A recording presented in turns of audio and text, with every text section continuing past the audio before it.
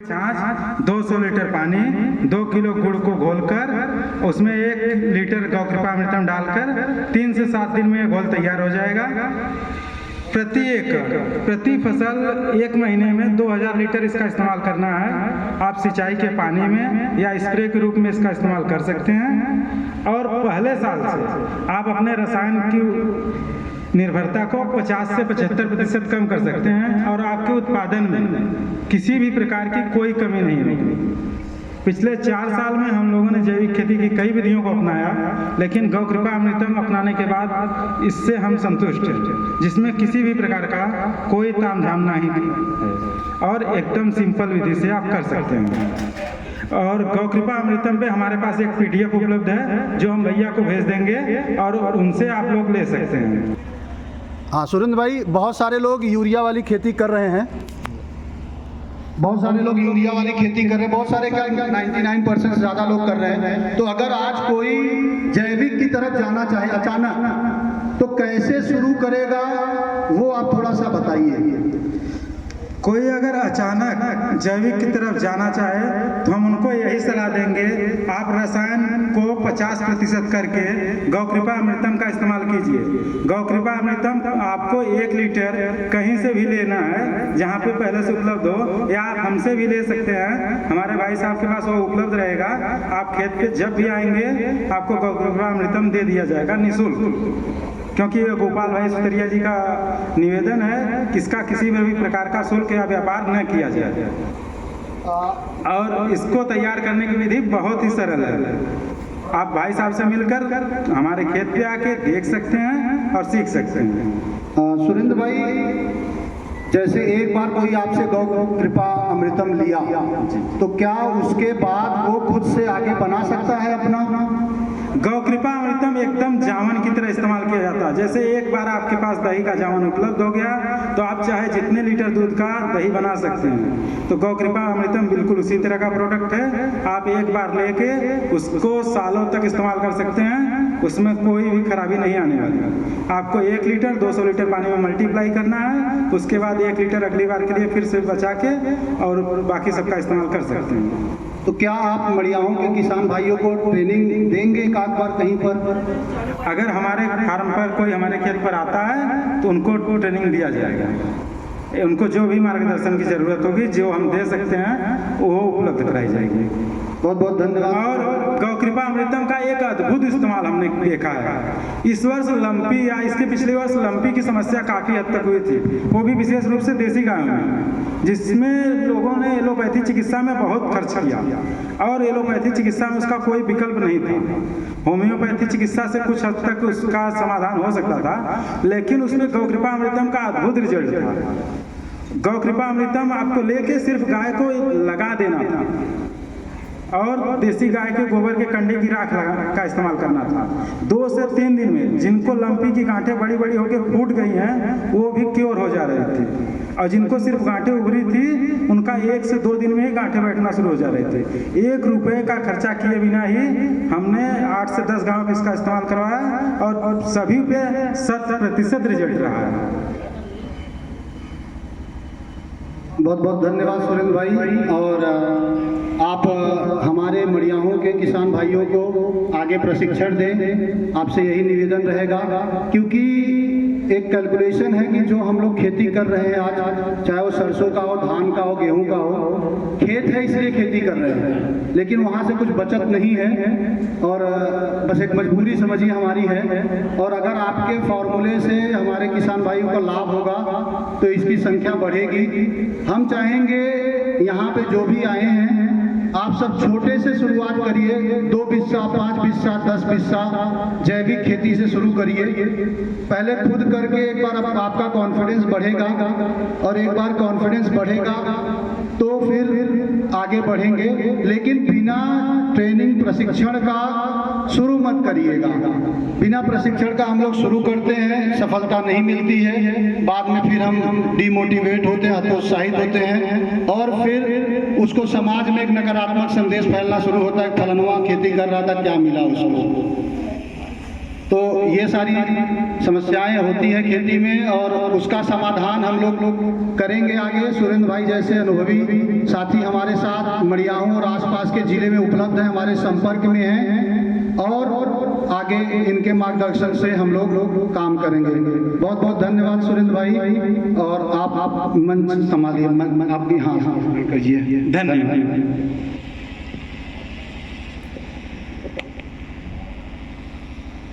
अभी हम कार्यक्रम को आगे बढ़ाते हैं। जैसे जैसे लोग आते जाएंगे कार्यक्रम आगे बढ़ता जाएगा। और अभी हम मंच पर बुलाएंगे मड़ियाहूं MCL की तरफ से जो मड़ियाहूं तहसील के जो पार्टनर हैं राजकेश यादव सर, आपको हम आमंत्रित करेंगे। आपका स्वागत है सर।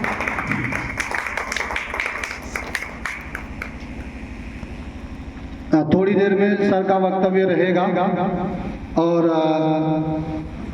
थोड़ा हम और इंतजार करते हैं, लोग आ रहे हैं और धीरे धीरे हम आगे बढ़ेंगे।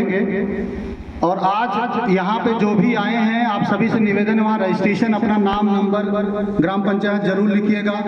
और अगर किसी भाई ने रक्तदान किया है तो वहाँ पे वो जरूर बताइएगा और एक छोटा सा सम्मान उनको दिया जाएगा। कैसे जो भी हम लोग इस्तेमाल करते हैं, प्लास्टिक हो या कोई भी कचरा होता है, उसकी उपयोगिता हमें करनी है, उसकी रिसाइकलिंग हमें करना है। तो उसके लिए फैक्ट्री लगाई जाएगी जगह जगह।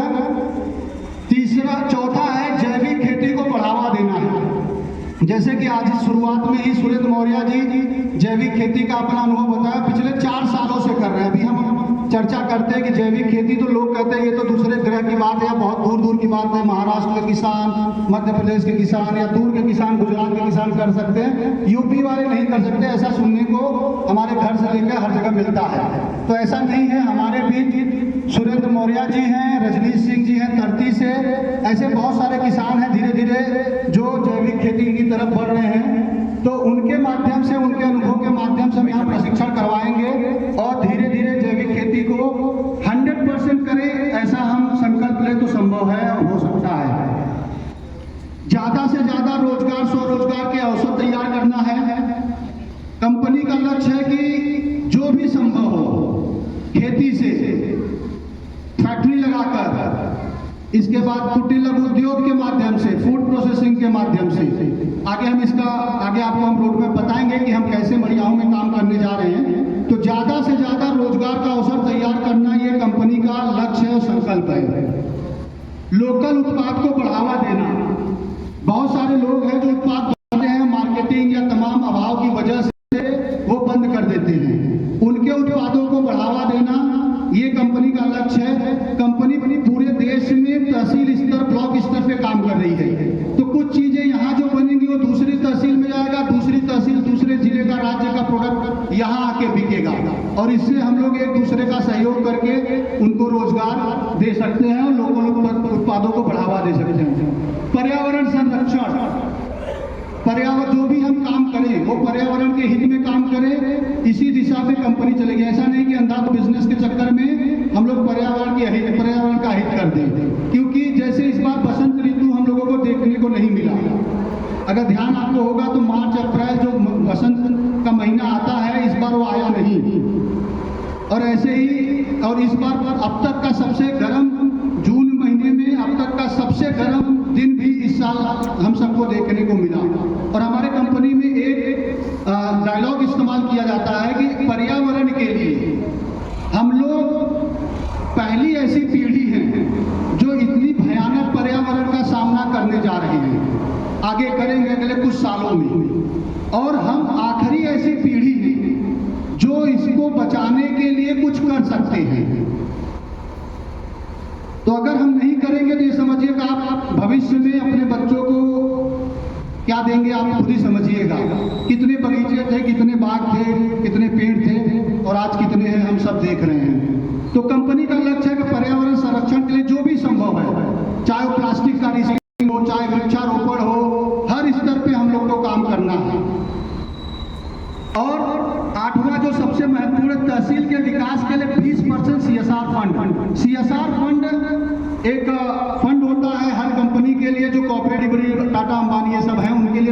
करती है सरकार कि जो भी वो कमाई करते हैं उसमें से 2% बचत का समाज के लिए खर्च करेंगे। तो आप टाटा ट्रस्ट देखेंगे तो उनका चलता है, कैंसर हॉस्पिटल, तमाम जगहों पे वो खर्च करते हैं, या बड़ी बड़ी कंपनियों ने सामाजिक कार्य करते तो सभी को लगता है कि भाई ये कंपनी करी। तो सरकार का एक नियम होता है कि 2% उनके बचत का उनको खर्च करना है।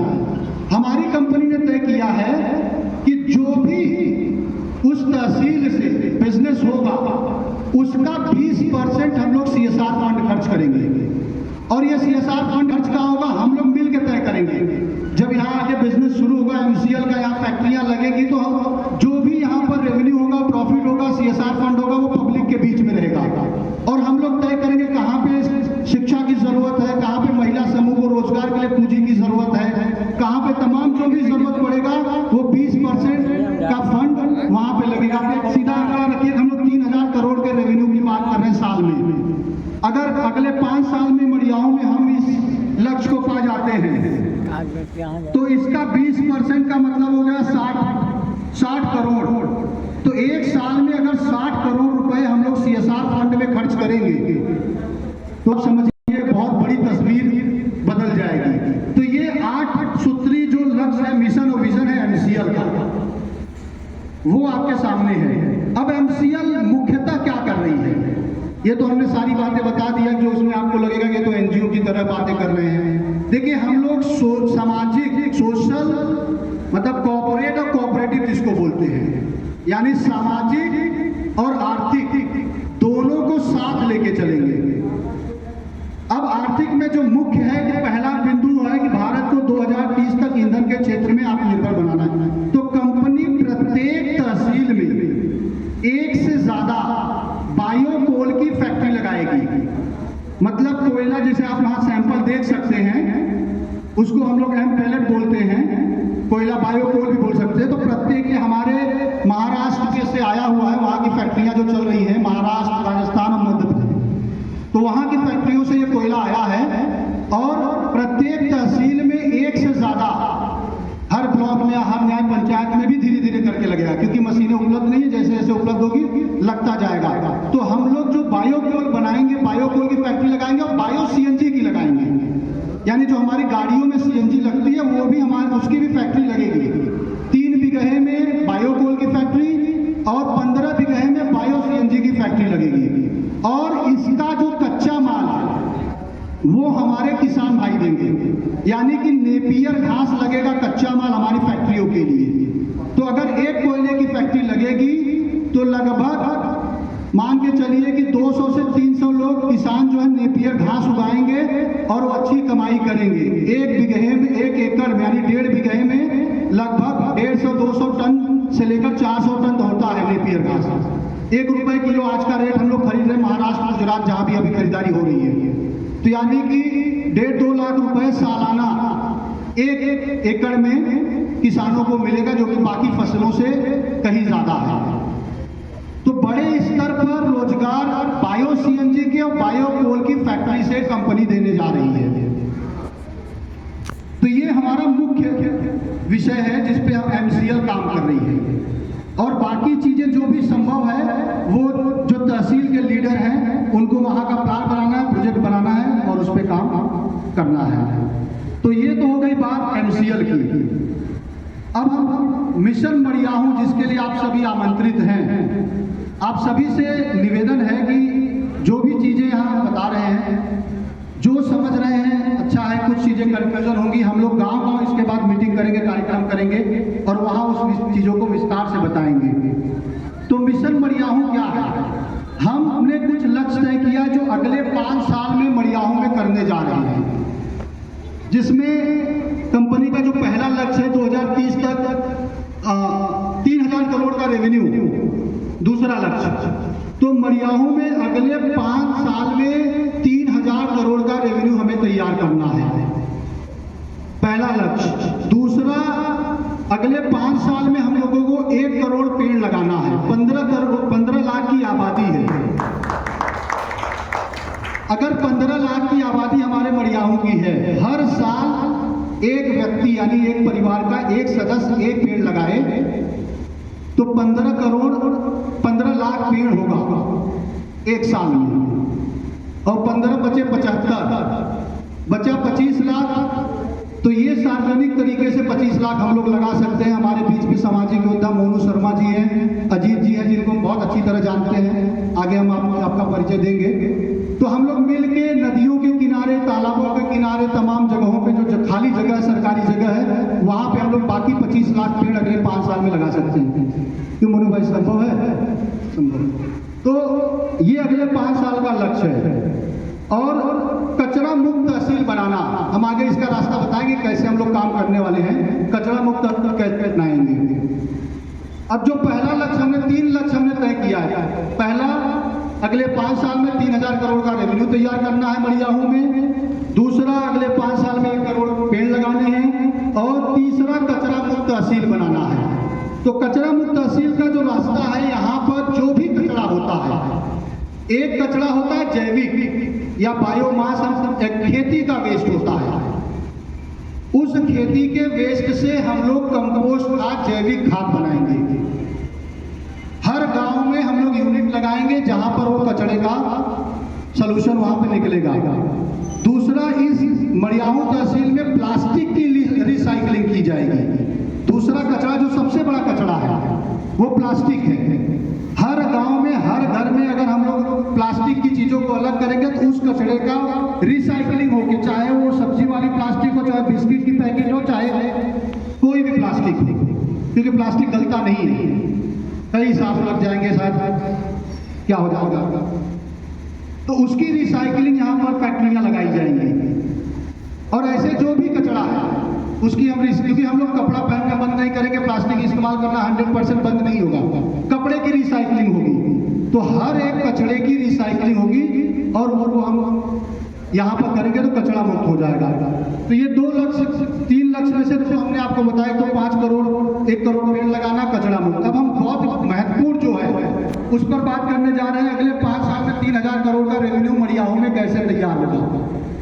इसका पूरा एक खाका है जो हमें जानते हैं। पिछले 3-4 सालों से मड़ियाहू में जमीनी स्तर पे अध्ययन, रिसर्च, सर्वे करके हमने पूरी योजना बनाई है। और जो संभव है वो उसी चीजों को हमने अपनी लिस्ट में शामिल किया है। सबसे पहले आप ये समझिए कि अगर हम ये 3000 करोड़ के रेवेन्यू को पा जाएंगे तो क्या होगा, परिवर्तन क्या होगा।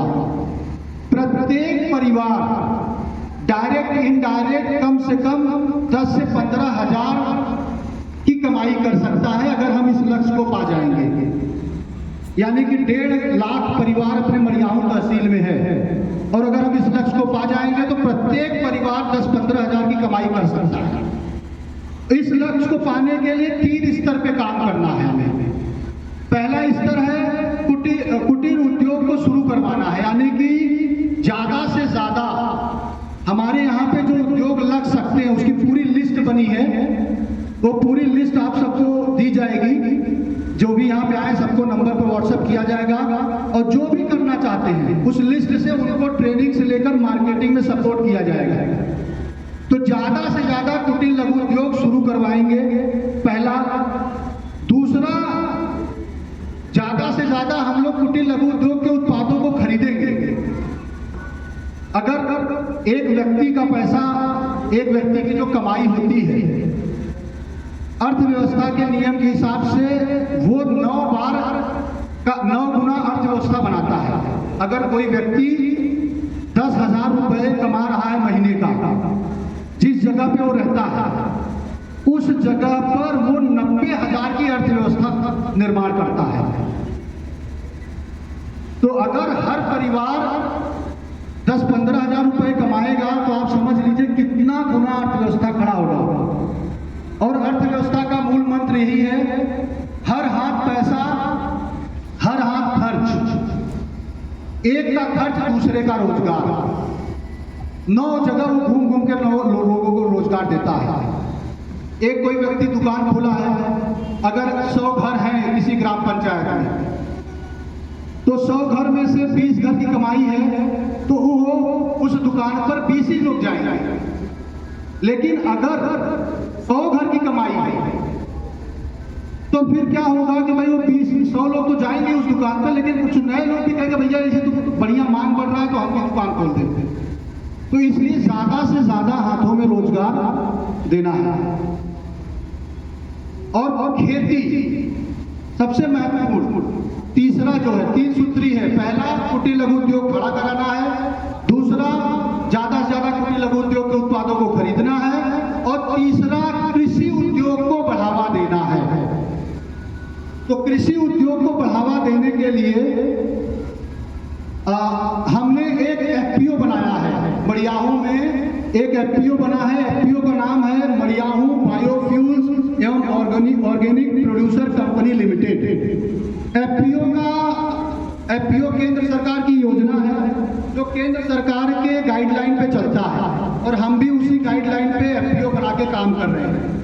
तो कृषि उद्योग को बढ़ावा देने के लिए हम सबसे पहले हम क्या करेंगे कि जो किसान हमारे मड़ियाहू में हैं, वो जो भी करना चाहते हैं, उनके सामने सारी लिस्ट दी जाएगी कि ये आपके सामने लिस्ट है, आप क्या करना चाहते हैं। जैसे हमने 5-6 कैटेगरी बनाई है। तो उस 5-6 कैटेगरी में क्या है, सबसे पहले सब्जी की खेती। तो सब्जी की खेती के किसानों की एक कैटेगरी होगी। दूसरा, फल की खेती। हमारे बीच शैलेंद्र जी हैं, मिश्रा जी हैं, जो केले की खेती कर रहे हैं। और यहाँ पर एक समय में 100 बीघे से ज़्यादा होता था, आज भी हमें लग रहा है कि 50 बीघे से ज़्यादा केले की खेती हो रही है। तो फल की खेती, उसकी पूरी सूची दी जाएगी, कौन कौन से फल हमारे यहाँ हो सकते हैं। तीसरा, औषधि की खेती, अश्वगंधा, पिपरमेंट से लेकर लेमन ग्रास से लेकर तमाम ऐसी औषधियाँ जो यहाँ हो सकती है, उसकी पूरी लिस्ट है हमारे पास। चौथा, फूल की खेती। पांचवा, परंपरागत खेती, यानी जो गेहूं, चावल, सरसों ही कर रहे हैं, वो ही करना चाहते हैं, क्योंकि उनका और भी साइड काम रहता है। तो ऐसे 5 कैटेगरी। और जो आखिरी में है, पशुपालन, मधुमक्खी पालन, जिनके पास जमीन नहीं है, उनके लिए भी एक कैटेगरी है। तो ऐसे 6 कैटेगरी के किसानों की सूची बनेगी, और उनको प्रशिक्षण, मार्केटिंग से लेकर हर वो सपोर्ट किया जाएगा। हर तरह का उनको हम सपोर्ट देंगे। कौन देगा? ये हमारा एफपीओ देगा। ये केंद्र सरकार के गाइडलाइन में है, और हम इस पर अच्छा काम करेंगे तो आगे चल के केंद्र सरकार की तमाम योजनाएं हैं जिसका लाभ हम लोगों को मिल सकता है। जैसे कि खाद है, अलग अलग हम लोग खाद खरीदते हैं, उसको वो हमारा ज़्यादा दाम चला जाता है, या कभी भी हम ऐसे ही बेच देते हैं, सस्ते में बेचना पड़ जाता है। लेकिन अगर सामूहिक प्रयास किया जाएगा तो उसका लाभ मिलेगा। क्योंकि समय का अभाव, इसलिए हम ज़्यादा विस्तार में उसमें नहीं जाएंगे। तो 3 कैटेगरी, 6 कैटेगरी में हम लिस्ट बनाएंगे, और उसके बाद हर जो लिस्ट है उस आधार पर सबको ट्रेनिंग दी जाएगी।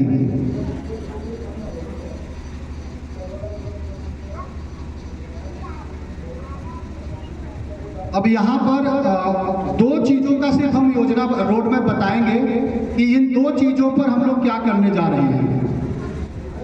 जैसे सब्जी के उत्पादक हैं, अब उनके लिए हम क्या करेंगे। सबसे पहले multi layer farming. Multi layer का मतलब, आज जैसे हम लोग खेत में लगा दिए, पालकी लगा दिए, छोड़ दिए, लेकिन उसी खेत में पालकी हो सकता है, उसी में बैगन हो सकता है। पहला लेयर हो गया जमीन के अंदर अदरक, दूसरा लेयर उसके ऊपर पालकी, तीसरा लेयर उसके ऊपर बैगन जो इतना बड़ा होता है, और फिर उसके ऊपर चिचड़ा, करेला, नेनुआ जो झाड़ियों पे चढ़ता है। तो इसको बोलते हैं मल्टी लेयर खेती। तो इसकी ट्रेनिंग हम कराएंगे। आप लोग यूट्यूब पर देखेंगे आकाश चौरसिया, तो उनको हम यहाँ बुला के उनका ट्रेनिंग यहाँ रखवा जाएगा अगले 2-4 महीने में। तो सब्जी के किसानों के लिए पहला काम हम लोग क्या करेंगे, ट्रेनिंग दिलवाएंगे। दूसरा, उनके लिए मंडी की व्यवस्था करेंगे। होता यह है कि कदमतर करके गांव है धर्मपुर में, धर्मपुरी है ना वहाँ, तो वहाँ के किसानों का हमने एक महिला समूह का मीटिंग किया था। लगभग 30-40 महिलाएं वहाँ पे आई थी 3-4 महीने पहले। उस वक्त टमाटर की खेती हो रही थी, और उस वक्त टमाटर 1 रुपये 2 रुपये वही रेट चल रहा था। तो मंडी पर वहाँ के किसान लुनारी मंडी गए, वहाँ के जो व्यापारी हैं उन्होंने साफ साफ कहा, भैया 1 रुपये 2 रुपये में दीजिए, नहीं तो आप चले जाइए। तो कुछ तो गुस्से में फेंक दिए, कुछ तो मजबूरी में बेच दिए, और कुछ तो फिर बाद में पता चला कि खेत में सड़ा दिए। उसका एक वीडियो मैंने चैनल पे डाला है। वही टमाटर उसी दिन उस मंडी में 6 रुपए किलो बिक रहा था होलसेल में, और शाम को जो बाजार में ठेले पर बिक रहे थे या जो छोटे छोटे दुकान वाले तो 10 रुपए किलो बेच रहे थे।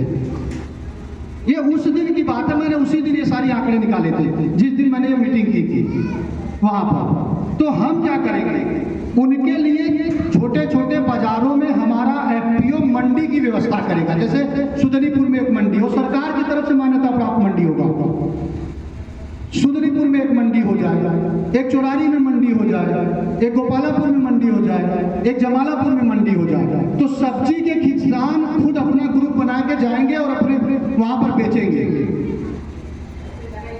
तो पहला काम तो हम उनको ट्रेनिंग दिलाएंगे, दूसरा काम हम उनको मंडी की व्यवस्था कराएंगे, तीसरा काम क्या करेंगे कि कोल्ड स्टोरेज, हम लोग बात कर रहे हैं अभी सरकारी योजना है कोल्ड स्टोरेज का, तो हम कोल्ड स्टोरेज की व्यवस्था करेंगे। अब होगा ये कि टमाटर उन्होंने बेचा, जो टमाटर बिका, जो टमाटर नहीं बिकेगा कोल्ड स्टोरेज में रखा जाएगा और बाद में बिकेगा। हो सकता है टमाटर गोपालापुर में ज्यादा हो तो मड़ियाहू में टमाटर के किसान ना हो, वो यहाँ से आके यहाँ की मंडी में बिकेगा। और भी बच गया तो हम टमाटर से सॉस बनवाएंगे, टमाटर से चटनी बनाएंगे, टमाटर से तमाम प्रोडक्ट बन सकते हैं या जो भी सब्जी है, तो हम उनको कोल्ड स्टोरेज की व्यवस्था कराएंगे। और पांचवा क्लस्टर का रूप देंगे, हर चीज का हम क्लस्टर बनाएंगे। क्लस्टर का केंद्र सरकार की योजना है कि कोई भी एक प्रोडक्ट 100 से ज्यादा 200 से ज्यादा लोग कर रहे हैं तो उसको हम लोग क्लस्टर बना सकते हैं, और सरकार की विशेष निगरानी सरकार की टीम होती है जो उसके ऊपर सहयोग करती है। तो इस तरीके से हम सब्जी के किसानों के लिए हमने योजना बनाई है। और हमारे यहाँ पर केला के किसान हैं, 2 ही उत्पाद पर हम योजना बताएंगे क्योंकि यही किसान ज़्यादा हमारे यहाँ पे है। तो केला के किसान हमारे यहाँ लगभग 20-25 केला के किसान हैं, अच्छी कमाई कर रहे हैं, लेकिन उनके साथ भी तमाम संघर्ष और चुनौतियाँ हैं। और शैलेंद्र जी हैं, सबसे पहले हम शैलेंद्र जी आपको आमंत्रित करेंगे, आप आइए मंच पर आसन ग्रहण कीजिए। आप केले की खेती कर रहे हैं और आप बहुत ही एक्टिव हैं, और सबसे पहले हम आप सभी से चाहेंगे कि आप सब तालियों के साथ शैलेंद्र जी का स्वागत कीजिए। इसलिए स्वागत कीजिए जहां व्यक्ति धान गेहूं और जहां लोग धान गेहूं सरसों को छोड़ नहीं पा रहे हैं, वहां पे हमारे यहाँ पे 20-25 किसान हैं जो कर रहे हैं। शैलेंद्र जी हमारे संपर्क में हैं, साथ में यादव जी आए हैं, मिश्रा जी हैं, और भी किसान हैं, कम से कम 20-25 किसान यहाँ पे केले की खेती कर रहे हैं। और ये बहुत बड़ी बात है, हम लोग मुंबई जाते थे तो सिर्फ देखते थे भाई केला दिख गया भुसावल का खेत, और हमारे यहाँ हो रहा। तो हम चाहेंगे कि आप लोग उसकी तरफ थोड़ा रुझान बढ़ाइएगा, आप लोगों के माध्यम से ये संदेश जिस गाँव में भी जाए वहाँ भी ये बात बताइएगा।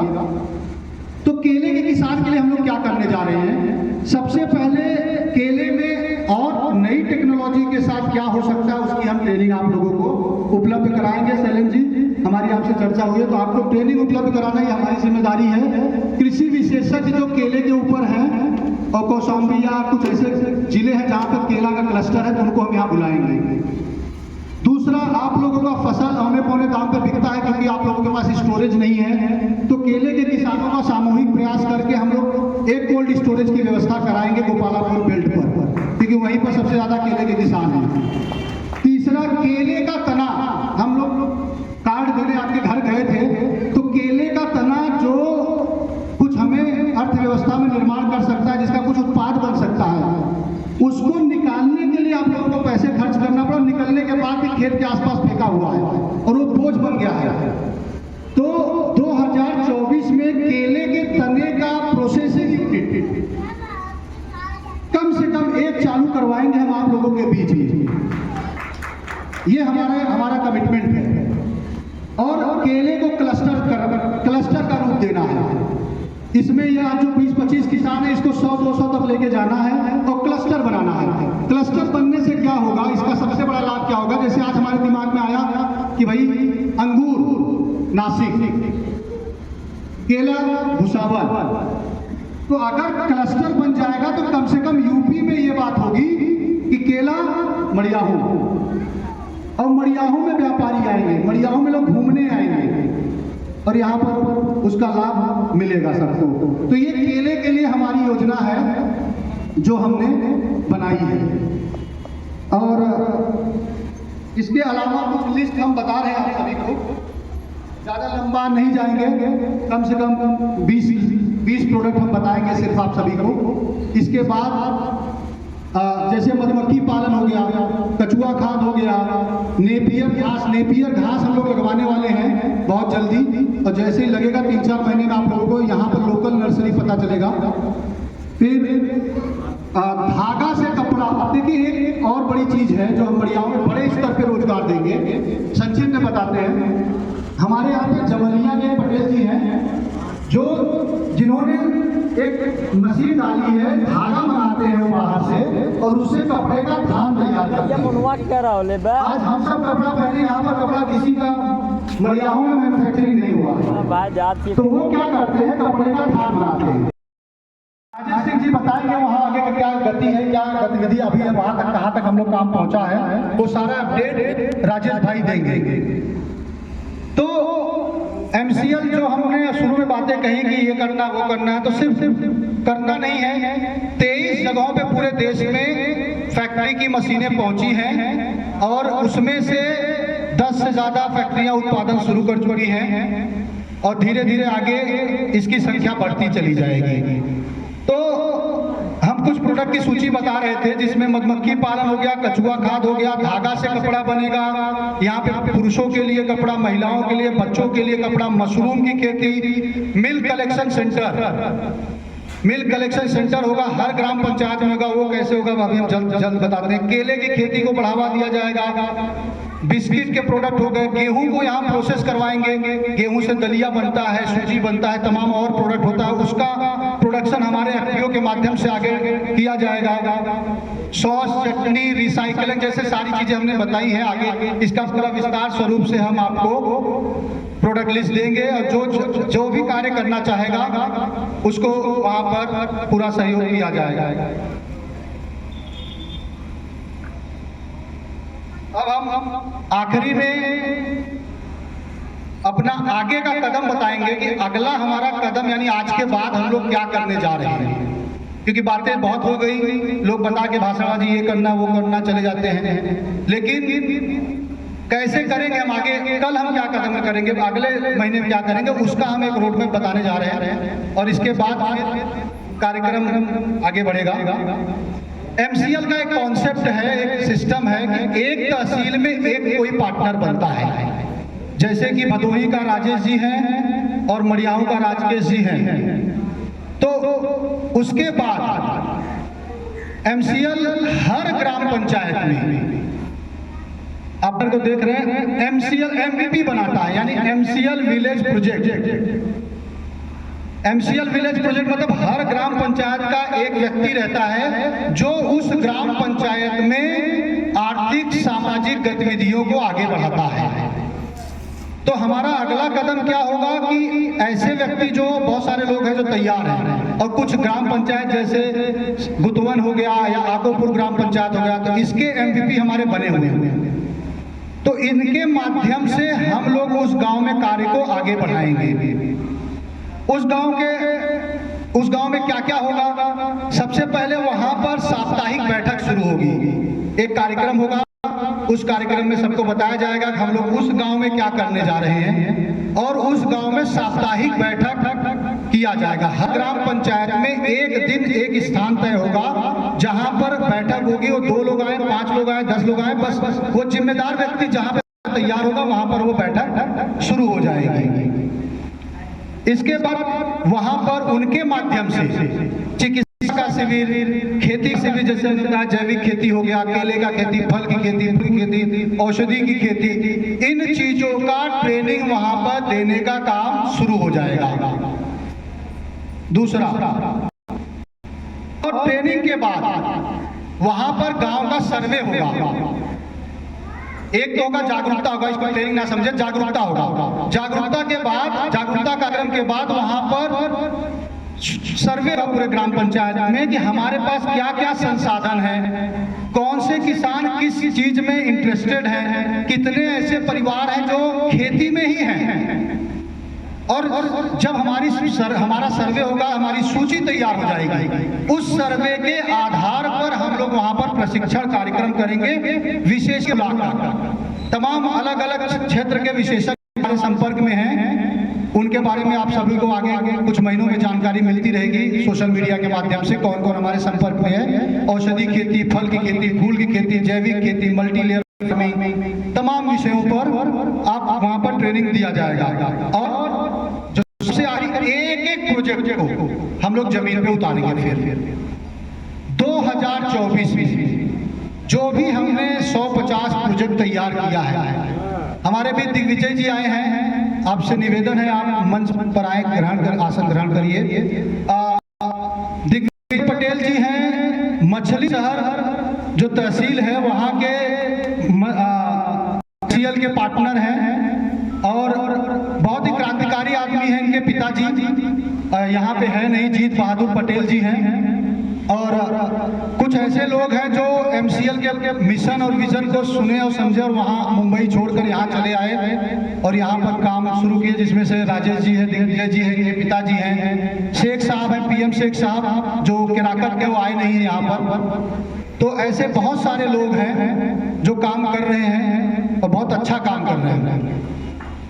तो एक आखिरी में हम अपनी बात को आखिरी में कह के समापन करेंगे।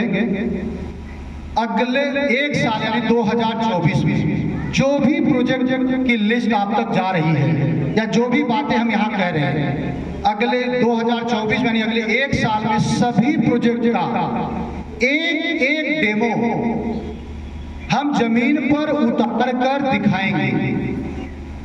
इससे क्या होगा, जो देख के करने वाले लोग हैं वो देख के करेंगे और जो सीख के करने वाले लोग हैं वो तो इस कार्यक्रम के बाद से ही हमें संपर्क करना शुरू करेंगे, भाई हमें सीखना है। दो तरह के किसान हैं, एक तो होते हैं भाई हमें सीखना हम करेंगे, जैसे केला के किसान हैं, और एक देखने वाले भाई आप कुछ करके दिखा दो, हम आपका देख लेंगे फिर हम करेंगे। वो दोनों चीज हम 2024 में आप लोगों को करके दिखा के फिर हम जब अगले एक साल बाद हम मिलेंगे तो उस वक्त का नज़ारा कुछ और रहेगा, क्योंकि हम लोग सिर्फ बातें नहीं करेंगे। आज हम बातें कर रहे हैं, अगले हम एक साल बाद जब आज के दिन हम 20 तारीख को मिलेंगे तो हम दिखाएंगे और स्टॉल लगवाएंगे कि ये प्रोडक्ट यहाँ इस गांव में हो रहा है, ये प्रोडक्ट इस गांव में हो रहा है, ये प्रोडक्ट इस गांव में हो रहा है। तो ये सारी बातें हो गई मिशन मड़ियाहू की। कुछ बातें हैं जो शायद ना समझ में आई हो, हम समझा ना पाए हों, तो आगे हम हर ग्राम पंचायत में कार्यक्रम करेंगे, छोटे बड़े मीटिंग करेंगे और आप सभी के बीच उसको रखेंगे। और इसी के साथ हम आप सभी का बहुत बहुत धन्यवाद कहेंगे और हम बुलाएंगे हमारे बीच भदोही तहसील के एमसीएल के जो पार्टनर हैं और जो योद्धा हैं, राजेश सिंह जी, हम आपको बुलाएंगे मंच पर और आप अपना अनुभव मुंबई में जब आपको एमसीएल के बारे में पता चला, वहां से आप आए, वहां पर आपने एमसीएल का प्रोजेक्ट बुक किया, फिर आप यहाँ आए, यहाँ पर आप 10,000 किसानों को आपने जोड़ा, 25-30 ग्राम पंचायत में आपने MVP बनाया और कई और तहसीलों में अपने माध्यम से बहुत सारे लोगों को एमसीएल के साथ आपने जोड़ा है और साथ में आपके यहाँ पे फैक्ट्री लग रही है, पहली फैक्ट्री उत्तर प्रदेश की लग रही है। वहां तक के अनुभव को आप आकर यहाँ पर आप बताइए सबको। जी धन्यवाद, थैंक यू, बहुत बहुत धन्यवाद अतुल जी। बड़े ही वाक्पटुता से उन्होंने आपका जो है काफी विषयों पे उन्होंने रखा है। विषय बहुत है, चूंकि मैं भदोही का रहने वाला हूँ तो उसके अंदर जैसे सर जी ने कहा, उत्तर प्रदेश की पहली ये परियोजना है जो बायोकोल से शुरू होगी, फिर बायो सीएनजी तक जाएगी। और मैं सौभाग्यशाली हूँ कि इस जो है भगवान की नगरी, जहाँ भगवान जो है उत्तर प्रदेश में पैदा होते हैं, तो वहाँ पहला जो प्लांट है वो मेरे वहाँ लग रहा है। ये प्लांट लगाने की जरूरत क्यों हुई? जैसे कि उन्होंने बताया कि मैं मुंबई से वहीं पैदा हुआ, वहीं पला बढ़ा, लेकिन कहते हैं कि कहाँ के रहने वाले हो आप? जब वहाँ के लोग पूछते हैं तो जो ओरिजिन होता है, जो मातृभूमि जिसे कहते हैं, वो कहीं न कहीं भदोही की थी। और जब मेरे पास ये व्यवसाय आया तो तो मैंने लोगों के लिए नहीं सोचा कि मेरा क्या लाभ होगा, क्योंकि वहां मैं व्यापार से जो है संबंधित था। बहुत बड़ा व्यवसाय है। इस व्यवसाय को करने के लिए दो बड़े मकसद थे। आज के तारीख में हमारा जो घर है, एकमात्र घर, वो है हमारी पृथ्वी। आज पृथ्वी कहीं न कहीं दो बड़े विषयों से बहुत प्रभावित है। एक वैश्विक तापमान, ग्लोबल वार्मिंग से कहते हैं, इससे बहुत ही बड़ा बाधक है कि जो हम अपने प्रगति के नाम पे, जो अपने धरती माँ, जो हमारा एकमात्र घर है, जिसको दुर्गति कर रहे हैं, कहीं न कहीं ये ऐसे खतरे पे पड़ रही है। एक इंटरनेशनल पैनल जो क्लाइमेट चेंज के ऊपर काम करती है, IPCC करके संस्था है, उन्होंने ये डिक्लेयर किया है कि मात्र 6.5 साल रह गया है, हम वो अंतिम पीढ़ी हैं। अगर पृथ्वी को बचाने का कार्य हमने नहीं शुरू किया तो हम ऐसे कालखंड में पहुंच जाएंगे कि वहां से फिर से हम इस धरती माँ को बचाने का कोई भी कार्यक्रम नहीं कर पाएंगे। ये जितने लोग आप लोग ना, ये अंतिम पीढ़ी है धरती माँ को बचाने का काम करने के लिए। अगर आपका घर जो एकमात्र घर है पृथ्वी, उसको बचाने के लिए आप आगे नहीं आएंगे तो अगली पीढ़ी अगर चाहेगी भी ना तो इस विनाश को नहीं रोक सकती। तो कहीं न कहीं वो एक माध्यम है ये कार्य करने के लिए, जिसने मुझे प्रेरणा दी। दूसरा है आज प्रदूषण, खास करके ठंडियों में आपने देखा होगा। मैं मुंबई में रहता था तो वहां मुंबई के बारे में कम, दिल्ली के बारे में ज्यादा बताया जाता था कि दिल्ली में ठंडियों में पराली जलाने के कारण या जो प्रदूषण होता है, जो वाहन द्वारा होता है, उसके कारण जो है ना फोक जैसा, एक कोहरा जैसा छा जाता है। तो कहने की प्रदूषण की मात्रा इतनी बढ़ जाती है कि बहुत ही हालात वहां के खराब हो जाते हैं। मैं बता दूं आपको, लगभग अगर आप किसी भी शहरों में रहते हो तो लगभग दिल्ली की अगर बात करें तो 11 साल 8 महीने आपका जीवन कम हो जाता है प्रदूषण के कारण। और दूसरी बात, गांव में रहते हैं तो उसकी स्थिति बहुत अच्छी नहीं है। मैं पिछले 2.5 से 3 सालों से भदोही में रहता हूं, तो वहां का एयर इंडेक्स स्कोर भी बेहतर नहीं है, 300 से ऊपर ही है वहां की। आज मैं दिवाली की बात करूं, दिवाली में इतना जो है जो पटाखे फोड़े गए, जिसकी वजह से प्रदूषण कितना था, 400 के ऊपर हो गया था प्रदूषण। कल इंडिया, दुर्भाग्य है, बहुत मेहनत किया सब लोगों ने लेकिन हार गए, और बहुत से लोगों ने बहुत सी तैयारी की। भदोही की बात करो तो बड़े बड़े सीन पे बहुत से लोगों ने जो अपने तरफ से आयोजन किया था कि इंडिया जीतेगा, तो बहुत से कार्यक्रम थे, तो पटाखे बच गए। अगर पटाखे फूटे होते तो क्या हालत होता। तो कहीं ना कहीं ये प्रदूषण जो है ना, हमें आपको बहुत बड़ा नुकसान पहुंचा रहा है, और इस प्रदूषण को न रोका जाए तो कहीं ना कहीं फिर से हमारे पास रहने के लायक धरती नहीं रहेगी। तो जरूरी है कि जो विषय है, ये सब चीजें सभी लोग सहमत होंगे। कितने लोग सहमत है बात से कि प्रदूषण से जो है ना कहीं कहीं मुक्ति चाहिए? सभी लोग होंगे। इस पृथ्वी को बचाने का कार्य करना है, सभी लोग होंगे। करेंगे कितने लोग? कोई व्यक्ति नहीं करेगा। उसीलिए ही जो है ना MCL कंपनी ने इस बिजनेस का निर्माण किया है कि किसी बिजनेस में अगर सब लोग को जोड़ दिया जाए और उसमें सभी लोग को लाभ हो, अगर इसमें जो है ना कहीं प्रदूषण का काम, जो बचाने का काम करो, उसमें लाभ हो, तो मुझे लगता है कि जितने लोगों ने हाथ नहीं उठाए वो लोग हाथ जरूर उठाएंगे। तो इस बिजनेस MCL का मकसद यही था कि एक ऐसे बिजनेस का निर्माण किया जाए, इतने बड़े बिजनेस का निर्माण किया जाए कि समाज के सबसे निचले तबका भी उसके अंदर जुड़ के कहीं ना कहीं लाभ उसको मिलेगा। और अगर इसके अंदर जो समाज के अंदर सबसे बड़ा वर्ग है, अगर वो भी उस बड़े बिजनेस को करना चाहेगा तो उसको भी इतना लाभ मिलेगा ना कि इस व्यवसाय को करते हुए अपना दोनों चीजों के लिए जो है ना धरती माँ को बचाने का काम और कहीं ना कहीं प्रदूषण बचाने का काम करेगा। और मैं बड़ी मुझे खुशी है कि देखो क्या एक धनवान आदमी है जिनका नाम है बिल गेट्स। वो भारत में आए थे तो उनसे पूछा गया कि आपको धनवान जो है ना बनने का क्या करना है, भाई आप धनवान कैसे इतना बने? तो उन्होंने बातें कही। मैं बातें पे बिलीव करता हूँ कि मुझे पता था कि मैं सही समय में सही इंडस्ट्री में हूँ। जब आप किसी व्यवसाय का चुनाव करते हो तो क्या दौर का है क्या? जैसे कि IT सेक्टर की अगर बात करूं तो जो भी व्यक्ति 90s में अगर जुड़ा था IT सेक्टर में, तो कहीं ना कहीं वो बहुत बड़े स्तर पे जो है ना एक बड़ा ही धनवान बना। 80s की बात करूं तब कंप्यूटर आया था, तो कंप्यूटर के क्षेत्र में जो आगे गया तो काफी अग्रणी रहा। अब ये जो दौर है वो बायोफ्यूल का क्षेत्र है, और बायोफ्यूल में किसी तरीके से जो जोड़ेगा मिलेगा तो कहीं न कहीं एक बहुत बड़े व्यवसाय में आप करोगे और मदद करने के दौरान अगले जो 2 से 3 सालों के दौरान ऐसे रहोगे कि जो पिछली पीढ़ी आएगी देखेगी ना आपको तो बोलेगा नहीं इन्होंने सही समय पे सही जो है ना क्षेत्र का निर्माण जो काम किया, आज यहाँ पहुंचे हैं। तो बिल गेट्स का यही बात था कि मुझे पता था कि मैं सही इंडस्ट्री में हूँ, मुझे ये भी पता था कि सही समय पे हूँ। जब मुझे पता चला कि मैं सही इंडस्ट्री में हूँ और सही वक्त पे हूँ तो तीसरा काम किया कि मेरे पास जितना ताकत था मैंने ताकत इस क्षेत्र के अंदर पूरा झोंक दिया और जिसका जो है ना ये परिणाम है कि भदोही में बायोकोल की फैक्ट्री एमसीएल के इतिहास में उत्तर प्रदेश से पहली फैक्ट्री भदोही में निकली जा रही है। उसका कारण यही था। तो मैं आप सब लोग से गुजारिश करता हूँ, चाहे आप किसान हो, चाहे एक एमवीपी ऑनर हो और चाहे जो है ना इस तहसील की जिम्मेदारी ले रहे हो, तो आप सभी लोग अपना अपना सहयोग इसमें दे सकते हैं एक ऐसे बड़े बिजनेस का निर्माण करने के लिए जिसमें हमारा एकमात्र घर धरती है, इसको बचाने का काम कहीं न कहीं उस स्वच्छ वातावरण में हम जो है 3 क्षेत्र में काम कर रहे हैं। पहला है क्लीन फ्यूल, दूसरा है क्लीन फूड। आप लोगों को पता होगा जैविक खेती के बारे में बात कर रहा हूँ क्योंकि हमारे वहाँ 1.5 लाख किलो जैविक खाद डेली निकलेगा और ये जो खाद होता है ना हमारे वहाँ पैदा नहीं होता, लगभग 4 लाख करोड़ रुपया विदेश जाता है और वहां से हम डाई यूरिया मंगाते हैं। किसी को बताने की जरूरत नहीं है डाई यूरिया से जो है ना अनेकों प्रकार की बीमारियां पैदा होती है, खास करके कैंसर, और कैंसर का कैपिटल बन चुका है पूरे वर्ल्ड का इंडिया और ये गर्व करने की बात नहीं है।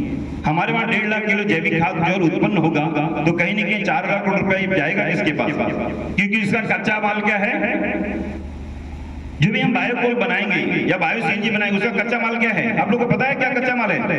कितने लोगों को पता है कच्चा माल क्या है? बहुत कम लोगों को। तो ये राज मैं खोल देता हूँ, उसका एकमात्र कच्चा माल है नेपियर घास। और नेपियर घास क्या जो कल कारखाने में उगाया जाएगा? नहीं, खेतों में किसानों के पास।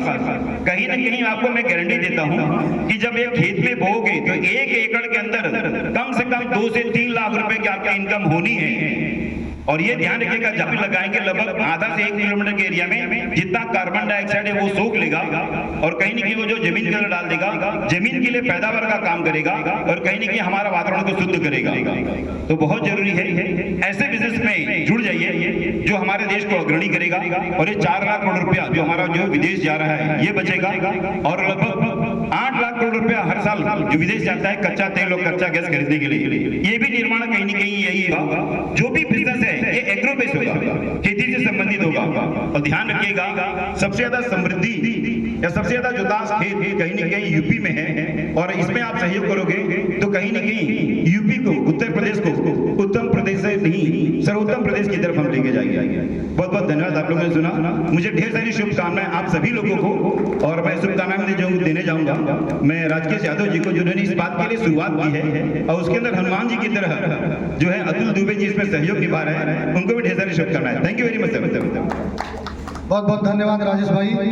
आप मुंबई से आए, बहुत कम लोग हैं जो मुंबई छोड़कर यहाँ आए और यूपी में कुछ कर रहे हैं। और बस कार्यक्रम के समापन में हम आखिरी बार राजकेश सर को बुलाएंगे और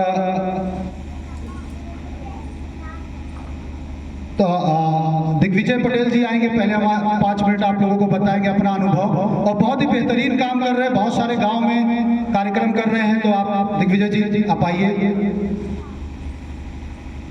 बहुत बहुत धन्यवाद देवल जी और राजकेश जी मैं बहुत बहुत धन्यवाद करता हूँ आपका भी कि आपने इस कार्यक्रम में मुझे आमंत्रित किया। और मैं देख रहा हूँ काफ़ी लोग हैं यहाँ पे मौजूद हैं, तो एक बार मैं बोलने से पहले हमेशा एक ही चीज़ सभी के मुंह से सुनना चाहता हूँ। एक बार जोर से आप लोगों का हौसला बढ़ाने के लिए, मेरा हौसला बढ़ाने के लिए, हम किसान भाइयों का हौसला बढ़ाने के लिए एक बार सभी जोर से कहेंगे भारत माता की, भारत माता की। धन्यवाद। और मेरा नाम दिग्विजय जीत बहादुर पटेल है और मैं मछलीशहर तहसील एमपी ओनर भी हूँ और मेरा घर मोगरा बादशाहपुर में है। और हम मुंबई से, मैंने पढ़ाई अपनी पूरी मुंबई से की है, एमबीए किया है, एमबीए के बाद पीएचडी कंप्लीट किया है।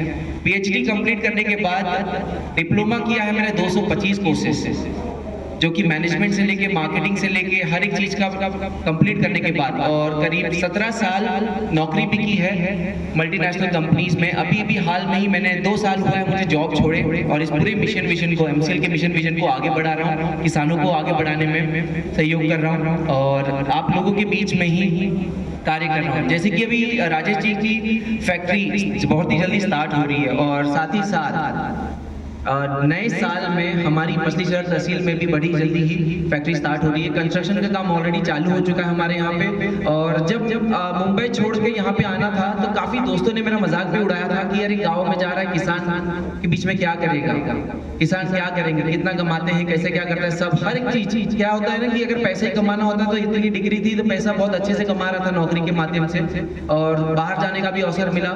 तो हमारे पापा ने कहा कि अपने लिए तो काफी कर लिया, चलो अपनों के लिए करते हैं, किसानों के लिए करते हैं। तो ये निर्णय मेरा ये था कि चलिए हम गांव में चलते। जब यहाँ पे शुरुआत में जब दौरा स्टार्ट हुआ था काफी दिक्कतों का सामना भी हुआ था। काफी लोगों ने कहा कि कंपनी फर्जी है, भाग जाएगी, और होता भी है, स्वाभाविक है, हम इंसान हैं तो रहता ही है कि ऐसी बहुत सारी कंपनियां आई हैं, लूट के चली गई। तो क्या होता है ना कि बहती गंगा में हाथ धो लेते हैं सभी। तो उसमें क्या होता, काफी दिक्कतें हुई। तो काफी किसानों ने सहयोग किया। आज इस कदर पर हम सब हैं कि अब फैक्ट्री लगने जा रही है, किसानों की आमदनी बढ़ने जा रही है। एक बात बता देता हूँ कि कोई भी व्यक्ति अगर दुकान खोलता है तो सबसे पहले यही सोचेगा कि हमारा ही फायदा होना चाहिए। बट हमारा जो मिशन है, सबसे पहला हम थोड़ा उल्टा चलते हैं। सबसे पहला पैसा हम किसान के जेब में देंगे, फिर हमारे पास आएगा वो पैसा। तो आप लोगों को लगता है ये कंपनी भाग जाएगी या बंद हो जाएगी? जो किसान के बारे में सोचता है, जो किसान को आगे लेके जाने के बारे में सोचता है, तो हमेशा एक बोलते हैं ना कि हर जगह जहां मैं मीटिंग करता हूँ वहां पे हर जगह एक ही आशीर्वाद मिलता है, भैया आगे बढ़ा, खूब आगे बढ़ा, किसान के आगे बढ़ा। और उसके साथ ही साथ यहाँ पे जब दौरा करने चले आए तो देख रहा हूँ ना काफी लोग बीमार पड़ते हैं। काफी लोग जो नशा नहीं भी करते, काफी लोगों को ये सुनने में आता है ना कि बिना नशा किए कैंसर हो जाता है। ये कैंसर क्यों होता है हम सबको पता है। जो हम यूरिया डाई खेतों में यूज करते हैं, हमको पता है कि सिगरेट, गुटखा, शराब हानिकारक है, फिर भी पीते हैं। हमें पता है कि हम मरने वाले हैं, फिर भी पीते हैं। फिर भी क्यों ना हम इस जीवन को थोड़ा सा बचाएं, थोड़ा सा समय और दें। अभी हमने मछली शहर तहसील में जैविक प्रोडक्ट्स, जिसमें कहते हैं ना कि जैविक प्रोडक्ट जो कि हम हाथ धोने से, नहाने से, बाथरूम, ये हर चीज का प्रोडक्शन हम खुद कर रहे हैं अपने मछली शहर तहसील में। और एक दावा था काफी लोगों का कहना था कि अब जैविक प्रोडक्ट तो बना तो रहे हो, पर क्या होता है ना कि ये केमिकल की मात्रा, जो केमिकल का प्रोडक्ट्स है उससे सस्ता मिलेगा या महंगा मिलेगा? क्योंकि हर जगह सिटीज में कहीं भी आप सोचेंगे कि जैविक है तो लोग हाथों हाथ खरीदते हैं। क्यों? क्योंकि जैविक हमारी लाइफ यानी बॉडी की लाइफ, हमारी लाइफ को आगे बढ़ाता है, जो कि केमिकल की मात्रा नहीं होती है। तो वैसे ही तो हमने कहा कि हम प्रॉफिट के लिए बहुत कम मार्ग पे हम जैविक प्रोडक्ट्स तैयार कर रहे हैं कि हर घर में पहुंचे। जो केमिकल प्रोडक्ट्स है, जो केमिकल प्रोडक्ट्स एक बहुत कम मात्रा में, बोलते ना कि कम प्राइस में बड़ी जल्दी हम अपने तहसील में लॉन्च करने वाले हैं और आप लोगों के बीच में जल्दी ही पहुंचेगा ये प्रोडक्ट्स। और काफी लोगों ने भी ये कहा कि दौरा करते हुए कि बड़ा छोटा है, बहुत कम उम्र में सारी चीज कहते हैं, पर उन सभी के लिए दो ही लाइन कहना चाहता हूँ। बोलते हैं ना कि किसी के हाथ में प्याली है तो किसी के मुंह में बोटी है, किसी के हाथ में प्याली है तो किसी के मुंह में बोटी है। बहुत कुछ जानता हूँ मैं, बस मेरी उम्र छोटी है, बस मेरी उम्र छोटी। धन्यवाद।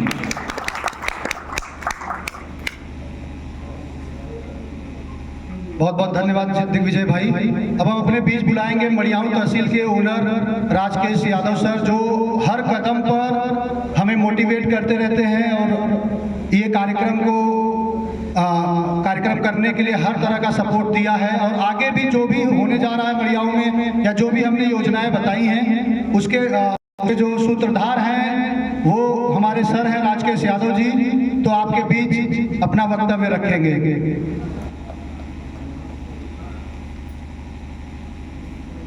धन्यवाद अतुल जी। सबसे पहले आप लोग अपना कीमती समय निकाल के आए हैं, तो आप लोग के लिए एक बार जोरदार ताली हो जाए।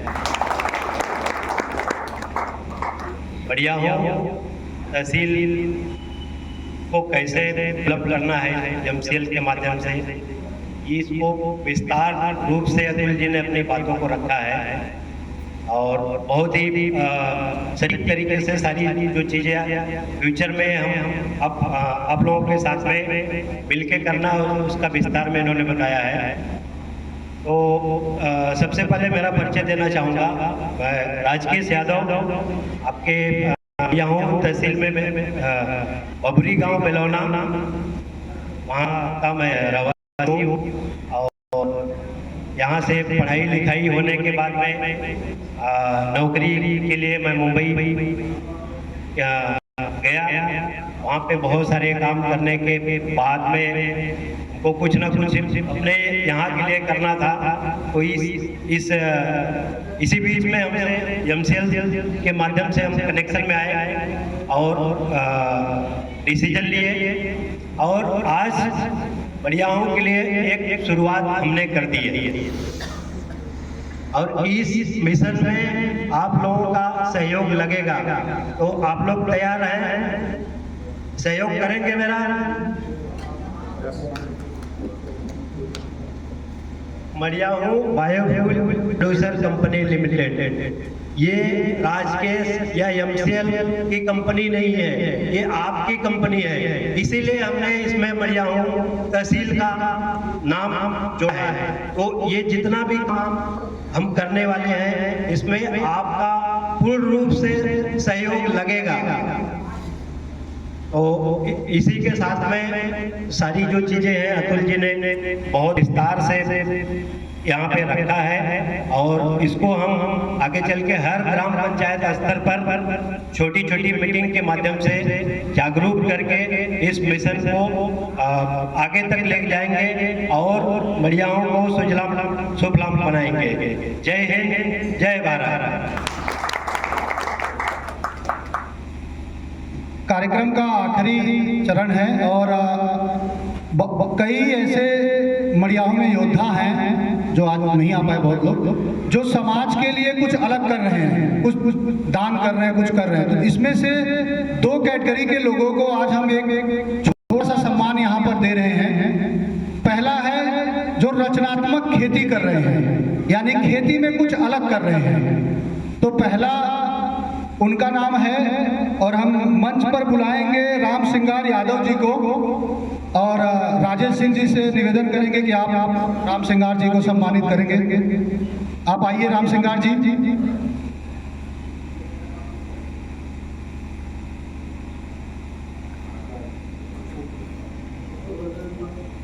राम सिंगार जी केले का किसान केले की खेती कर रहे हैं और ये बहुत ही महत्वपूर्ण है और बहुत बड़ी चीज है कि जहां लोग धान गेहूं सरसों नहीं छोड़ पा रहे हैं उनके बीच केले की खेती आप कर रहे हैं। आपका बहुत बहुत धन्यवाद और आगे हमारी कंपनी आपके लिए बहुत कुछ करेगी।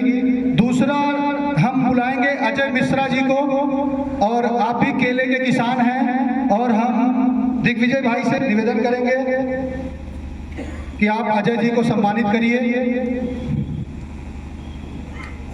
और बहुत ही बड़ी बात है, कोई आज केला की खेती कर रहे हैं और आपसे आगे यहाँ के किसान बहुत कुछ सीखेंगे। बहुत बहुत धन्यवाद भाई साहब आपका। और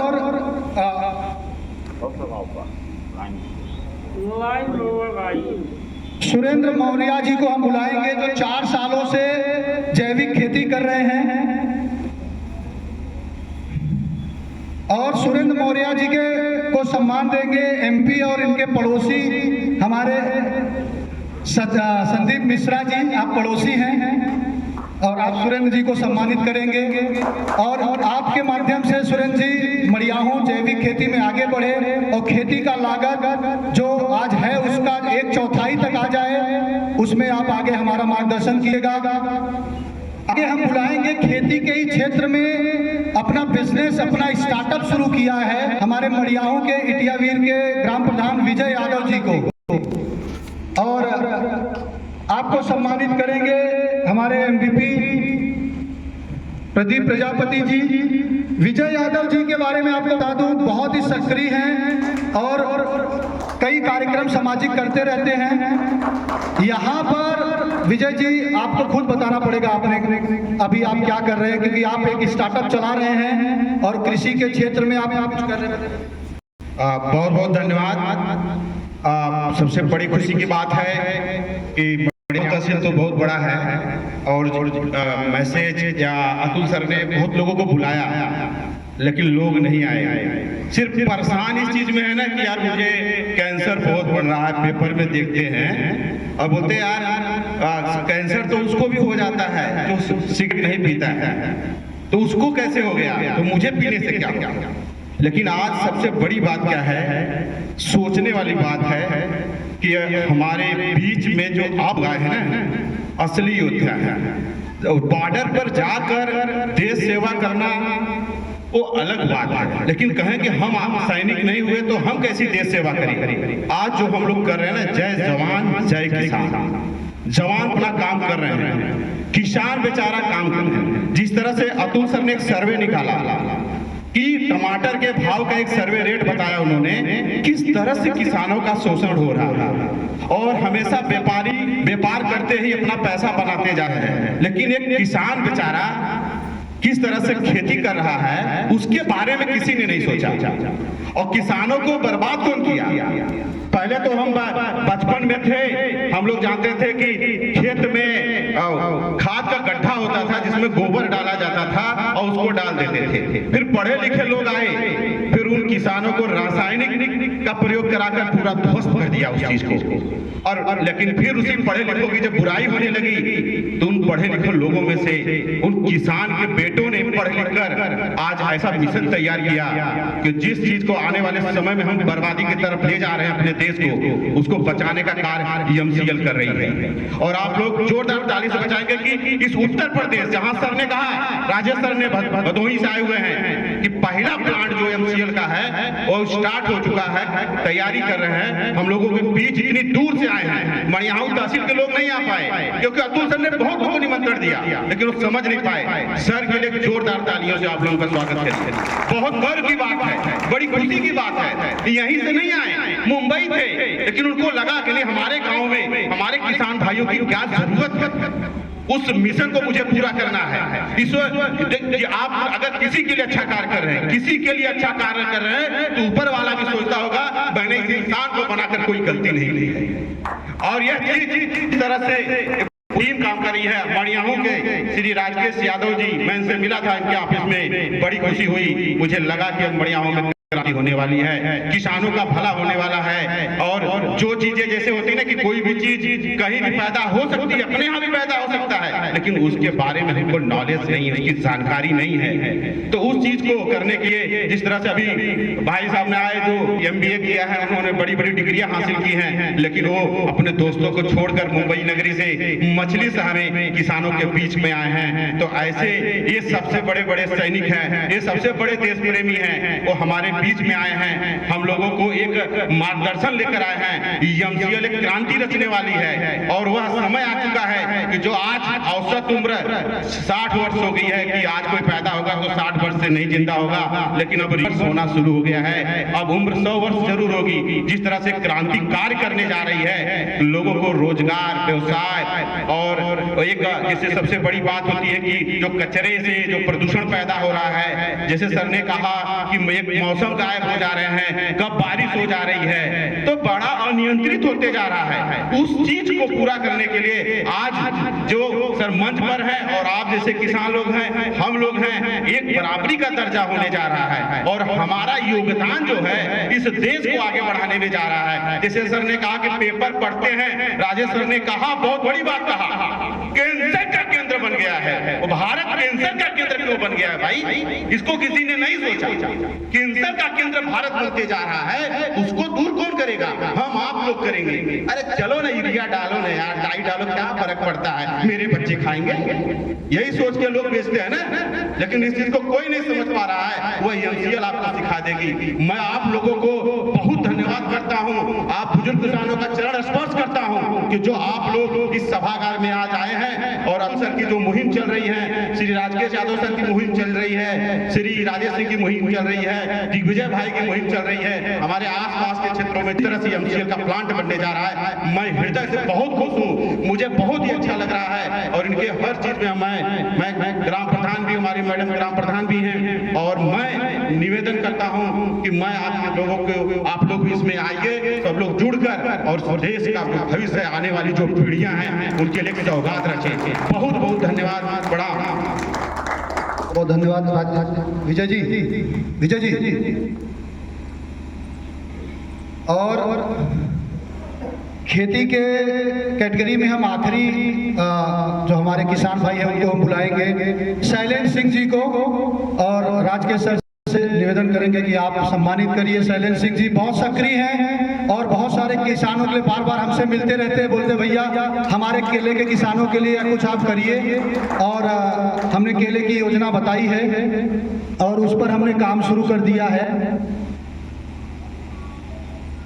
अब हमने एक नई कैटेगरी इसमें तैयारी है, कैटेगरी नहीं है, हमने सम्मानित करने का, और वो है रक्तदान। देखिए बहुत फोन हमारे पास आते हैं, हमारे मित्रों के पास आते हैं, जो जिनको जरूरत होती है ब्लड चाहिए भैया, इनको चाहिए उनको चाहिए, और कुछ ऐसे योद्धा हमारे भैयाओं में हैं, जब उनको फोन आ जाता है भैया हमें ब्लड चाहिए, जबकि उनका कोई डायरेक्ट रहता, कोई रिश्तेदार नहीं रहता, बहुत दूर का कोई रहता है, वाया वाया वाया करके नंबर पा जाते हैं कि भैया फोन करिए और ब्लड चाहिए, तो वो सारा काम रोक कर, मैं उस व्यक्ति बात बता कह रहा हूँ, वो व्यक्ति सारा काम रोक कर, गाड़ी रोक कर, वहीं अपना काम रोक कर, अतुल भैया यहाँ ब्लड चाहता है क्यों बा कहा, अरे यार देखा देखा देखा, अरे बहुत जरूरी बात है भैया, तो अरे नहीं यार रिश्तेदार ना हो, ब्लड देख बा यार, फोन आया बाटे देना है, कैसे भी करके अपनी बाइक उठाते थे रात के, भैया फलाने रिश्तेदार पापा सबको परेशान करके, खुद मेरी जानकारी में वो व्यक्ति 23 बार दिए हैं, दोस्त में बहुत सक्रिय नहीं हो तो 23 के बाद कितने पहुंचे, 26 पहुंच गए। 2 साल से मैं बहुत ज्यादा संपर्क में आपके नहीं हूं, तो मैं मंच पे बुलाऊंगा प्रभात शर्मा मोनू जी को, और मोनू जी 26 बार रक्तदान किए हैं, और सिर्फ किए नहीं हैं, कितने लोगों को करवाया है अपना काम धंधा छोड़कर। और अतुल जी काफी टाइम से माइक संभाले हुए हैं, तो मैं चाहता हूं कि मोनू जी का सम्मान अतुल जी के हाथ में होना चाहिए।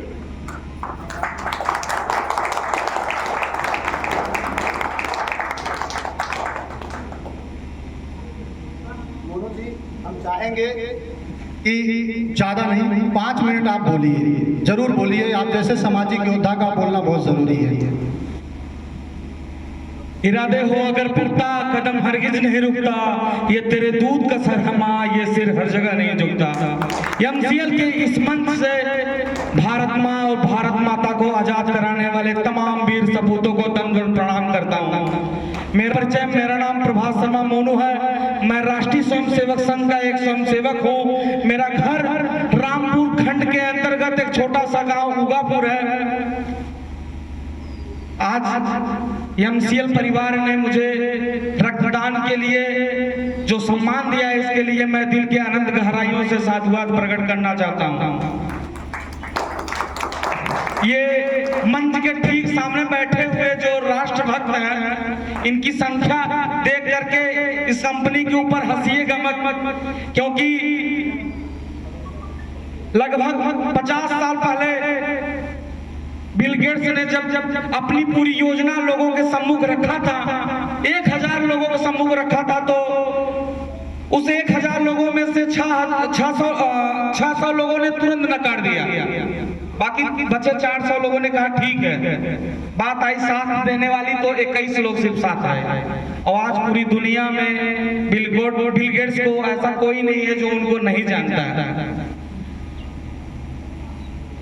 कंपनी का नेक इरादा है, और यदि नेक इरादे होते हैं ना, तो लक्ष्य की तरफ बढ़ने वाला जो रास्ता होता है ना, अक्सर सीधा होता है। रही बात रक्तदान की, शायद ये जज्बा मैं भगत सिंह और चंद्रशेखर आजाद को अपना गुरु मानता हूँ, और शायद किसी के रगों में, किसी के दिलों में धड़कने का इससे अच्छा कोई और माध्यम नहीं हो सकता, क्योंकि हिंदुस्तान लगभग 900 सालों तक गुलाम रहा, और गुलामी के बाद 1947 में जो हिंदुस्तान आजाद हुआ, 47 के बाद अंतर्राष्ट्रीय स्तर पे अपने आप को भारत ने बहुत मजबूती के साथ रखा, लेकिन बीते हुए 20 सालों के बीच में हम आप इतने पश्चात सभ्यता के चक्कर में पड़ गए ना, कि जो हमारा पहचान था उसको हम भूलते जा रहे हैं। और जहां से एमसीएल कंपनी ने जो सोच हम लोगों के सामने रखा, शायद ये धरा पे जिस दिन उतरेगा, तो हम लोगों का जो संकल्प है, हम लोगों का जो हम लोग जो दिल में सोचते हैं कि काश ऐसा होता, ये सपना साकार होगा, और ये सपना तभी साकार होगा जब हम आप इनका सहयोग करेंगे, और इनका आप सहयोग करेंगे तो जान लीजिए ये आप एक राष्ट्र सेवा करने जा रहे हैं और देश के नागरिक होने का कर्तव्य का निर्वहन करना चाहते हैं। और भैया मैं ये कहूँगा ना, जीवन और जवानी बार बार नहीं मिलता, ये उल्फतकारी होना चाहिए, क्योंकि भगत सिंह, चंद्रशेखर आजाद, राम प्रसाद बिस्मिल, सुखदेव राजगुरु जैसे ना जाने कितने देश के क्रांतिकारियों ने 22, 23, 25, 28 साल की उम्र में राष्ट्र को आजाद कराने के लिए अपने आप को फांसी के फंदे पे झुला लिया था। मगर दुर्भाग्य की बात है, उसी देश का युवा आज 22, 23 साल के उम्र में ठेले के पीछे सिगरेट फूकता हुआ नजर आता है। तो उठिए, अपने मातृभूमि के लिए कुछ करिए गुरु, क्योंकि उम्र लोग कहते हैं ना, युवा उम्र से कोई नहीं होता, सोच से होना चाहिए। और मैं अपने शब्दों को विराम देना चाहता हूं। जय हिंद, जय भारत। भगवान करे आप लोग ढेर सारा आगे जाइए, और जो भी हो सकता है हम जैसे युवा, क्योंकि हमारे ग्रुप में कम से कम 200-250 बच्चे हैं, और मैं चाहूंगा उनको आप लोगों से कंपनी के जो उद्देश्य है मैं उन लोगों तक पहुंचाना चाहूंगा, पहुंचाएं और आपका सहयोग करें। जय हिंद, जय भारत। यहाँ उपस्थित मोनू भाई आप यहीं रुकेंगे, मोनू भाई आप यहीं रुकेंगे, और आप ही के हाथों से हम चाहेंगे कि रक्तदान के जितने भी यहाँ रक्तदान के लिए कभी भी याद रखिएगा, 3 महीने के अंदर कोई भी रक्तदान नहीं करेगा।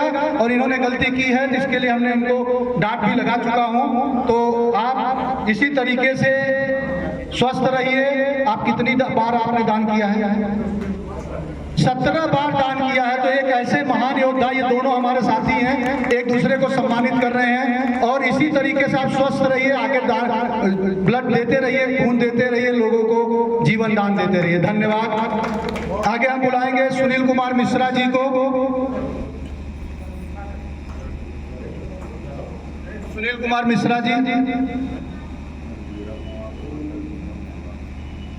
इसी समय में आपने ब्लड दिया था, और हम चाहेंगे कि जिस समय में भी आपने ब्लड दिया था, जिसकी भी जीवन दान आपने दी थी, उनका आशीर्वाद आपके परिवार पे हमेशा लगे, और आपके बच्चे, आपके परिवार स्वस्थ रहे, मस्त रहे, आप भी मस्त रहे, स्वस्थ रहे, इस मिशन को आगे बढ़ाते हैं। बहुत बहुत धन्यवाद चाचा जी। दीपू कश्यप जी, हम चाहेंगे आप मंच पर आए, और इसी तरीके से आप स्वस्थ रहिए युवा साथी, और आगे रक्तदान करते रहिए, और इस जमात को आगे बढ़ाते रहिए, और भी साथी रक्तदान के लिए आगे आए हैं, इसके लिए आप प्रेरणा स्रोत हैं। धन्यवाद। प्रदीप प्रजापति जी को हम सावधान आमंत्रित करेंगे, और हमारे आकोपुर के MVP, और इसी तरीके से आप स्वस्थ रहिए, मस्त रहिए, और लोगों को जीवन दान देते रहिए। आनंद कुमार दुबे जी, हमारे बड़े भैया, नहीं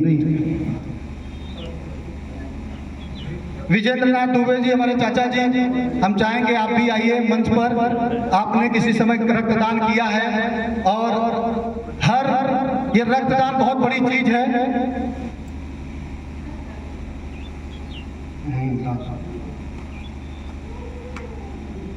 चाचा जी आपको सम्मानित करते हुए बड़ी खुशी हो रही है। हमारे चाचा जी हमारे गांव के हैं, और इसी तरीके से रक्तदान, बहुत सारे लोग ऐसे भी होंगे जो छूट गए होंगे शायद। नारायण भाई हैं हमारे पास, शिवम जी हैं, आप लोग विलम्ब से आए हैं, इसके लिए शिकायत है आपका, और आप हमारे मित्र हैं। और हम जो छूट रहे हैं यहाँ पर, अब आपके लिए दूसरा मंच लगेगा आपको सम्मानित करने के लिए। शिवम जी हैं हमारे कसियाओं से, बहुत ही खतरनाक सामाजिक योद्धा हैं, और कई बार रक्तदान दिया है। नारायण सिंह जी हैं, आपने रक्तदान बहुत बार किया है, लेकिन आप लोगों को हम आज नाराजगी की वजह से आपको हम सर्टिफिकेट आज नहीं देंगे, आपके लिए दूसरा मंच हम लगाएंगे। तो ये शिकायत है देरी से आने के लिए। MCL के पदाधिकारी एवं कार्यकर्ता, दर्शक हमने जो बड़े पिताजी ने कहा, आपने एक मात्रा हटा दी है, तो सच में हमने ये मात्रा हटाई है, और आगे भी हम जो भी समाज के लिए कुछ भी योगदान करें क्योंकि समय बदला है। पहले सामाजिक कार्य करने वालों का बहुत सम्मान होता था, आज से 20 साल पहले। फलाने गांव मेरे भैया फलाने बहुत अच्छा है, फलाने बहुत अच्छा है, फलाने। आज क्या है, अरे फलाना ही कुल से क्यों काम है, ऐसे वैसे। तो ये मात्रा से साथ परिवर्तनशील जैसे बोलते हैं कि हर चीज परिवर्तन समय के साथ होता रहता है, तो ये हमने एक मात्रा आज हटाई है। हमने नहीं, पहले नहीं, बहुत सारे लोगों ने हटा दी, लेकिन आगे ऐसे मंच से ऐसे युवा साथी हैं जो समाज के लिए अपना रक्त दे रहे हैं, और हम चाहेंगे कि वो उनको समाज और इज्जत दे और सम्मानित करे, और उनकी प्रेरणा से और भी लोग आगे आएं और किसी को रक्तदान देकर उसको जीवन दान दे। तो इसी के साथ हम चाहेंगे राजकेश सर से कि हमारे बीच आए राजेश जी और दिग्विजय जी को आप माल्यार्पण करके स्वागत करिए और धन्यवाद कहिए, आप इतनी दूर से आए हमारे बीच।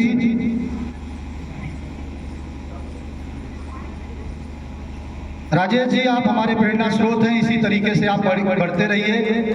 और यह एक छोटा सा सम्मान है, आप यहाँ आए इसके लिए बहुत बहुत धन्यवाद। और हम चाहेंगे जल्दी से जल्द आपका फैक्ट्री चालू हो, मड़ियाहू के लोग उस ओपनिंग में, उद्घाटन में आए। और दिग्विजय जी, आप युवा हैं, शिक्षित हैं, और इसी तरीके से आप एक्टिव रहिए और मछली शहर में उदाहरण दीजिए। आप दोनों जन हमारे पड़ोसी हैं, एक तरफ मछली शहर, दूसरी तरफ मड़ियाहू के बगल में भदोही है, और इसी तरीके से आप हमारा मार्गदर्शन करते रहिए। आखिरी में हम समापन करते हैं और भोजन का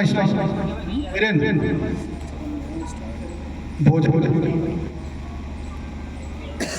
तो आगोपुर ग्राम पंचायत की जिम्मेदारी ली है, और आप दोनों ग्राम पंचायत से ही हम मिशन मड़ियाहू को आगे बढ़ाएंगे। और खाली एक जिने दे है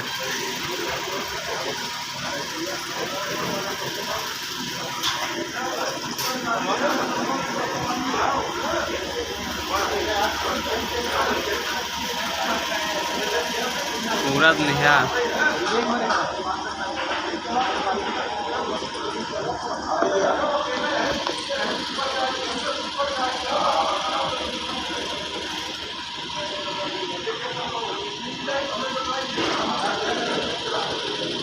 कोई हरियो भाई चैनल